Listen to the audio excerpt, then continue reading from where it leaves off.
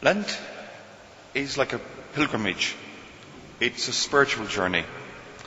It's to prepare us that at the end of Lent we will make another journey, that journey as Christ did into Jerusalem from Palm Sunday. And that journey of our spiritual will take us through the suffering, death, and then the resurrection on Easter Day. Later this afternoon, a group of people will make a special journey. They will in fact journey here to this cathedral. They will come from all parts of the diocese, and ultimately they will come with different experiences. But they've come to set on another part of their deeply personal spiritual journey.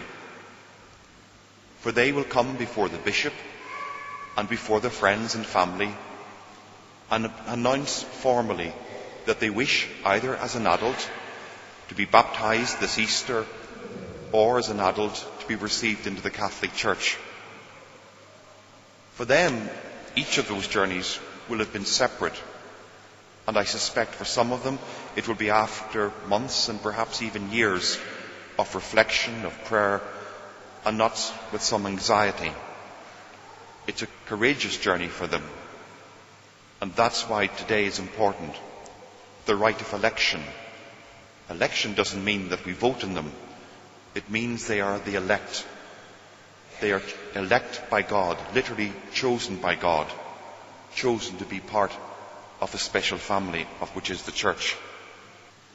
The gospel we've just listened to is Christ also making a journey into the wilderness at the beginning in preparation for his very public ministry. It's interesting that Matthew has put this journey immediately after that mission has been formally proclaimed by John the Baptist, the last and the greatest of all the prophets. It is also that moment of the baptism of Christ in the Jordan where God the Father proclaims Jesus as his beloved Son, and where the Holy Spirit, hovering over him, formally anoints that mission with his own presence. And yet, at the very beginning, when things seem so hopeful and with such great sense of joy, the first voice that is heard now is the voice of Satan.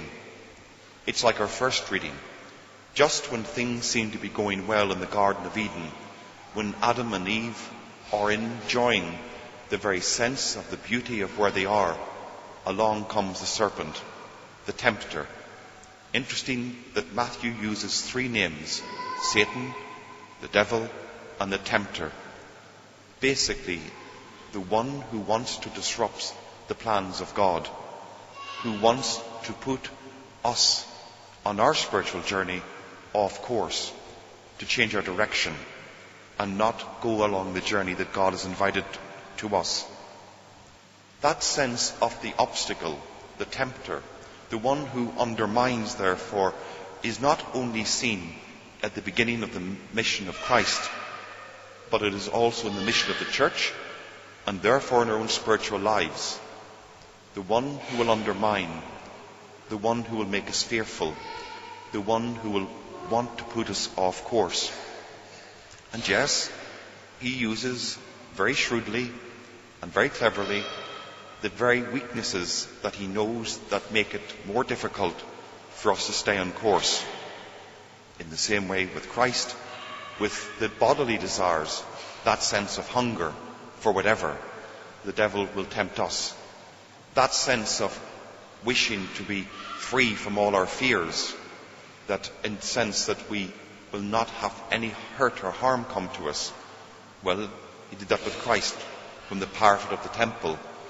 And then that third temptation, that sense of desire for control, for power, for wealth, for selfishness, all of that is part of the chinks in each of our armours, and the devil knows it only too well.